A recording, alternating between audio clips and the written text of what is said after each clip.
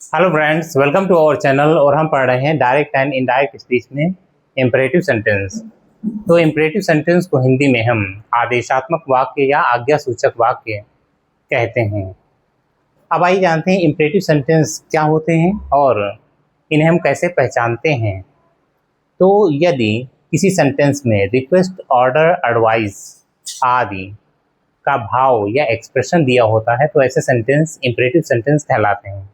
क्या इसे हम ऐसे समझ सकते हैं कि जब हम किसी सेंटेंस को पढ़ते हैं और सेंटेंस को पढ़ने पर ऐसा प्रतीत होता है कि सेंटेंस में रिक्वेस्ट की जा रही है, ऑर्डर किया जा रहा है या एडवाइस की जा रही है, तो ऐसे सेंटेंस को हम इम्परेटिव सेंटेंस कहते हैं। ऐसे सेंटेंस हमेशा वर्ब से स्टार्ट होते हैं और फुल स्टॉप पर समाप्त होते हैं। वर्ब हेल्पिंग वर्ब भी हो सकती है और मेन वर्ब भी हो सकती है। जैसे हम एग्जाम्पल में समझें इसे कि हम कहें यहाँ पे ओपन द डोर, दरवाज़ा खोलो, तो ये सेंटेंस क्या है, मेन वर्ब से शुरू है और फुल स्टॉप पर समाप्त है। इसे हम ऐसे भी कह सकते हैं डोंट ओपन द डोर। तो ये सेंटेंस हमारा क्या है, हेल्पिंग वर्ब से स्टार्ट है और फुल स्टॉप पर समाप्त है। अगला हम देखें यहाँ पे तो हम कह सकते हैं यहाँ पे डोंट प्ले देयर। तो ये सेंटेंस भी हमारा क्या है, हेल्पिंग वर्ब से स्टार्ट है, फुल स्टॉप पर समाप्त हो गया है। और फिर हम कहें यहाँ पे राइट आ लेटर, तो ये सेंटेंस हमारा क्या है, मेन वर्ब से स्टार्ट है, फुल स्टॉप पर समाप्त है। तो ऐसे सेंटेंस को पढ़ने पर लगता है कि सामने कोई व्यक्ति है और उससे कोई बात कही जा रही है। तो ऐसे सेंटेंस वर्ब से स्टार्ट होते हैं, फुल स्टॉप पर समाप्त होते हैं। लेकिन जब कोई व्यक्ति हमारे सामने होता है तो उसके लिए हमेशा हम क्या यूज़ करते हैं, यू का प्रयोग करते हैं।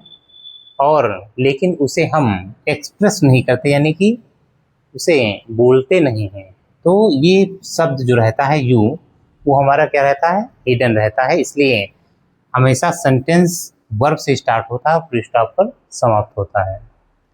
अब बात आती है ऐसे सेंटेंसेस को जब हम डायरेक्ट से इनडायरेक्ट में बदलते हैं तो रिपोर्टिंग वर्ब जो होती है हमारी, रिपोर्टिंग वर्ब सेंटेंस के भाव के अकॉर्डिंग बदल जाती है। यानी सेंटेंस में अगर रिक्वेस्ट की जा रही है तो रिपोर्टिंग वर्ब रिक्वेस्टेड हो जाती है। सेंटेंस में ऑर्डर अगर किया जा रहा है तो रिपोर्टिंग वर्ब ऑर्डर में चेंज हो जाती है। सेंटेंस में यदि एडवाइस किया जा रहा है तो रिपोर्टिंग वर्ब जो होती है वो एडवाइस में बदल जाती है। जैसे यहाँ पे देखें रिपोर्टिंग वर्ब, रिपोर्टिंग वर्ब किसमें कन्वर्ट हो जाती है, रिक्वेस्टेड, ऑर्डर्ड, एडवाइज्ड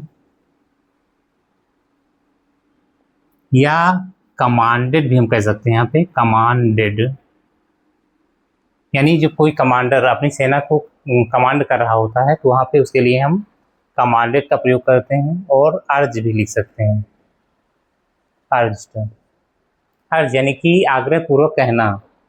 तो वहाँ पे जहाँ पे आग्रह पूर्वक कहा जा रहा होता है तो उसे रिपोर्टिंग वर्ब को हम अर्ज में भी कन्वर्ट कर देते हैं। और जब हमें कुछ नहीं समझ में आता है कि रिक्वेस्ट की जा रही है, ऑर्डर किया जा रहा है, एडवाइस की जा रही है, कमांडेड किया जा रहा है या अर्ज किया जा रहा है, जब कुछ न समझ में आए तो हम क्या करते हैं, वहाँ पे आस्क्ड या टोल्ड, टोल्ड रिपोर्टिंग वर्ब को हम आस्क्ड या टोल्ड में बदल देते हैं। तो ये एटसेट्रा, तो इस टाइप से रिपोर्टिंग वर्ब को हम ऐसे requested, order, advice, commanded, urged या आस्क्ड या टोल्ड में चेंज कर देते हैं। लेकिन और यहाँ पे कंजंक्शन की अगर बात करें, कंजंक्शन, तो इन्वर्टेड कामा के स्थान पर हमेशा हम क्या यूज़ करते हैं, टू का प्रयोग करते हैं कंजंक्शन के रूप में इम्परेटिव सेंटेंस में। तो आइए अब देखते हैं कि सेंटेंस को जब डायरेक्ट से इनडायरेक्ट में हम बदलते हैं तो हम कैसे चेंज करते हैं, आइए देखते हैं। तो आइए अब देखें एग्जाम्पल। तो पहला सेंटेंस हमारा दिया है, the teacher said to the students sit down, यानी टीचर ने कहा सिट डाउन, बैठ जाओ। तो ऐसी कंडीशन में टीचर हमेशा स्टूडेंट को आदेश देता है। तो हम क्या करेंगे, रिपोर्टिंग वर्ब को ऑर्डर्ड में कन्वर्ट कर देंगे। तो इनडायरेक्ट जब हम बनाएं तो क्या हो जाएगा यहाँ पे, the teacher ordered the students.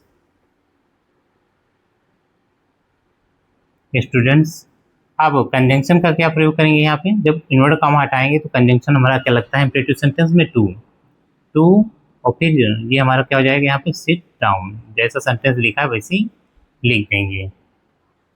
तो teacher order the students to sit down, यानी टीचर ने बैठने के लिए स्टूडेंट्स को आदेश दिया। फिर आगे देखें यहाँ पे, the doctor said walk in the morning. तो डॉक्टर जो होता है हमेशा अपने पेशेंट को एडवाइस देता है। तो यहाँ पे क्या हो जाएगा, the doctor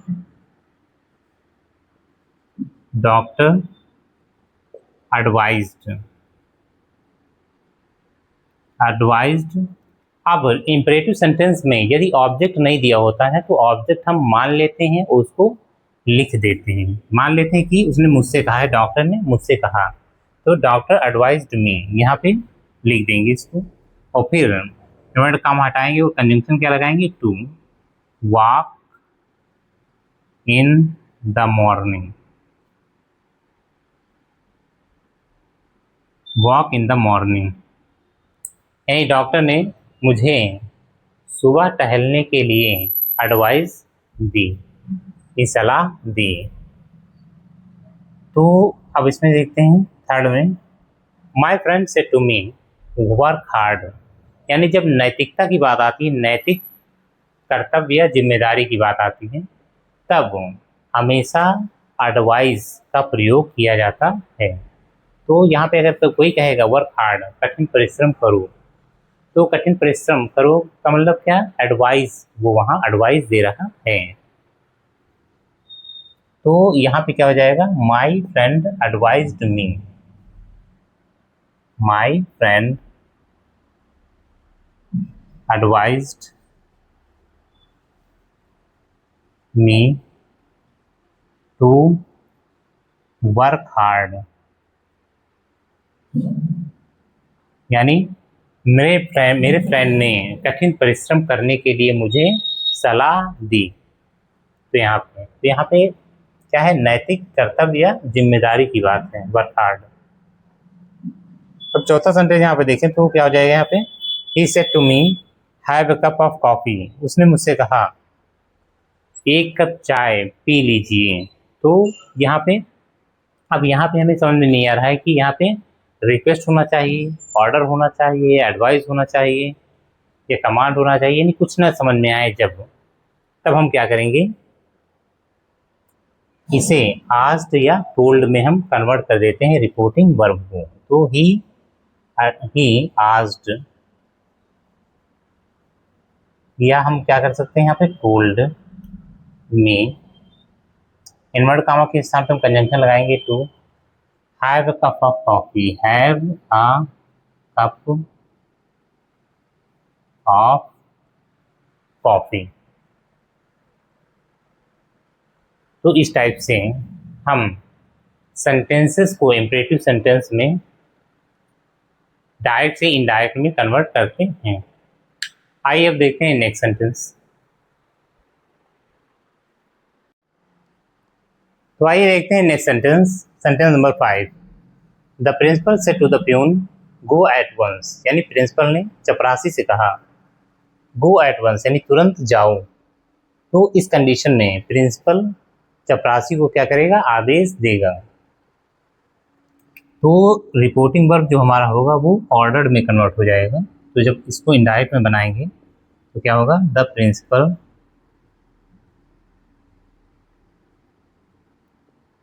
ordered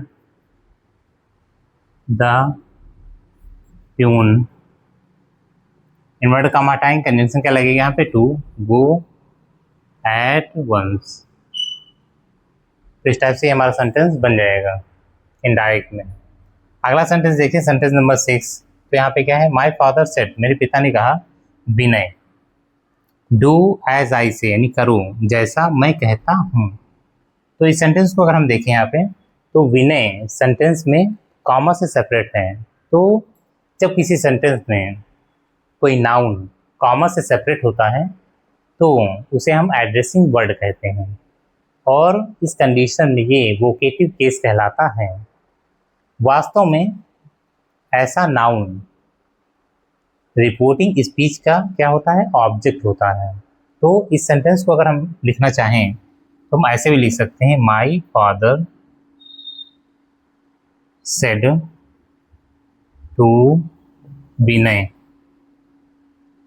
Vinay do as I say. तो इस सेंटेंस को हम ऐसे भी लिख सकते हैं। अब इसको हम इनडायरेक्ट में कन्वर्ट करेंगे तो क्या हो जाएगा यहाँ पे, my father said to Vinay do as I say, यानी कि करो जैसा मैं कहता हूँ। तो इस कंडीशन में फादर जो है विनय को क्या कर रहे होंगे, एडवाइस दे रहे होंगे, सलाह। तो रिपोर्टिंग वर्ड जो हमारी होगी वो एडवाइस में कन्वर्ट हो जाएगी। तो माई फादर एडवाइज्ड विनय। अब इन्वर्ट काम हटाएंगे और वो लगाएंगे कंजंक्शन टू, और फिर यहाँ पे हो जाएगा डू। अब इस सेंटेंस को देखें यहाँ पे, तो यहाँ तक तुम्हारा इम्परेटिव सेंटेंस था, लेकिन इसके बाद में ये हमारा क्या है, कंजंक्शन है, और ये जो है वो असर्टिव सेंटेंस है। असर्टिव सेंटेंस कैसे है, क्योंकि असर्टिव सेंटेंस सब्जेक्ट से स्टार्ट होते हैं और फुल स्टॉप पर समाप्त होते हैं। तो ये सब्जेक्ट है हमारा, और ये क्या है, लास्ट में क्या है, फुल स्टॉप। तो इस सेंटेंस को अगर हम यहाँ पे देखें तो ये हमारा क्या है, आई क्या है, फर्स्ट पर्सन है, और फर्स्ट पर्सन किसके अकॉर्डिंग बदलता है, रिपोर्टिंग स्पीच के सब्जेक्ट के अकॉर्डिंग। तो रिपोर्टिंग स्पीच सब्जेक्ट क्या है, माय फादर। माय फादर के लिए प्रोनाउन क्या होगा, ही। अब ये देखें, आई क्या है, सब्जेक्टिव केस है, तो ही, और ही भी हमारा सब्जेक्टिव केस है। तो आई के स्थान पर हम क्या लिख सकते हैं, एज लिखेंगे पहले यहाँ पे, आई के स्थान पर हम लिख सकते हैं ही, क्योंकि दोनों सब्जेक्ट हैं। तो आई के स्थान पे ही लिखा जा सकता है। और फिर हम जानते हैं वर्ब की सेकंड फॉर्म इनडायरेक्ट बनाते समय वर्ब की, यानी फर्स्ट फॉर्म वर्ब की सेकंड फॉर्म में कन्वर्ट हो जाती हैं। तो यहाँ पे से लिखा है, तो से की सेकंड फॉर्म क्या होती है, सेड। तो इस टाइप से हमारा ये इनडायरेक्ट बन जाता है। तो my father advised Vinay to do as he said, यानी मेरे पिताजी ने विनय को सलाह दी कि करो जैसा उन्होंने कहा। तो इस टाइप से हमारा चेंज हो जाता है। तो हमने देखा कि सेंटेंस को डायरेक्ट से इनडायरेक्ट में हम कैसे बदल सकते हैं। अब हम मिलते हैं नेक्स्ट वीडियो में, तब तक के लिए थैंक्स।